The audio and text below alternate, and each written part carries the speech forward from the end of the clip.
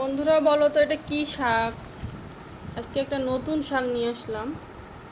এটা অনেক দিন আগে খাইছিলাম, মানে এভাবে কিনে খাই নাই, এমনি মানে শাকের বাগানে হয়তো আগে এখানে সেখানে হয়তো আমরা উঠায় উঠায় খাইতাম। তো আজকে দেখি এরকম করে বিক্রি করতেছে, নিয়ে আসলাম। তো শাক মামা বললো যে এটা নোনতা শাক। আর বেগুন নিয়ে আসছি ভাজি করার জন্য, গোল গোল বেগুন। তো এই শাকটা কে কে চেনো জানাইও। আর এই শাকটার নাম কি বলিও, জানি না খেতে কেমন হবে, এখন আমি বাছবো,